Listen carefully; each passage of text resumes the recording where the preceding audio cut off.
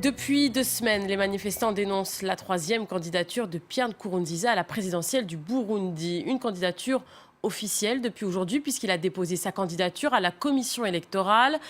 La contestation a déjà fait 18 morts, mais le président burundais, lors de son allocution, a minimisé les événements dans la capitale burundaise.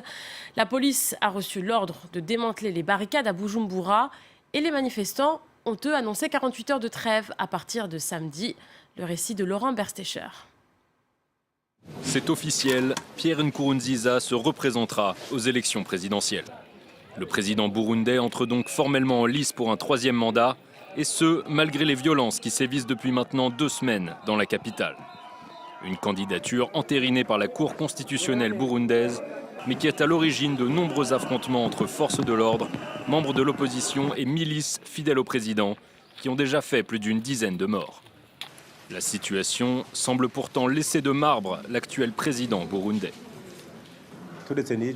Même dans certains pays africains où il n'y a aucune sécurité, comme au Nigeria où Boko Haram tue des gens, ils ont tenu des élections. Alors pourquoi pas au Burundi où la paix règne sur 99% du pays? Un porte-parole du parti de Nkurunziza a lancé vendredi un appel au calme lors d'une réunion organisée par les Nations Unies. Il s'est dit outré et choqué par les violences. De l'autre côté des frontières, ce sont déjà plus de 50 000 Burundais qui ont fui l'instabilité, qui se sont réfugiés au Rwanda, en Tanzanie et en République démocratique du Congo. Pour beaucoup de gens, c'est très difficile de quitter le Burundi. Plusieurs femmes ont reçu des menaces de viol de la part d'hommes armés et se sont fait extorquer par les patrouilles qui barrent les routes. Certains ont dû marcher pendant des heures avec leurs enfants. Et pour beaucoup de familles, le calvaire ne fait que commencer.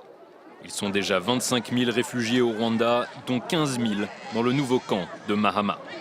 Mais les places se font rares et la pénurie guette.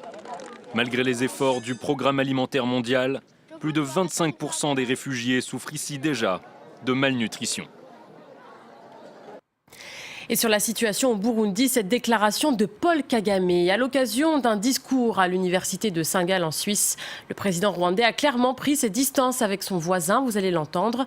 Paul Kagame critique l'intransigeance de son homologue burundais, Pierre Nkurunziza.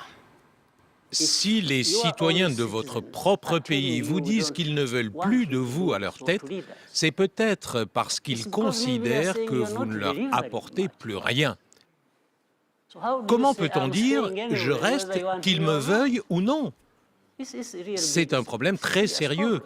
Nous accueillerons les réfugiés.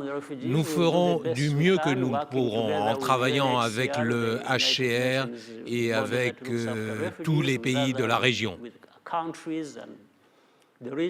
La question n'est pas comment s'occuper des réfugiés, la question est plutôt comment ne plus faire de réfugiés.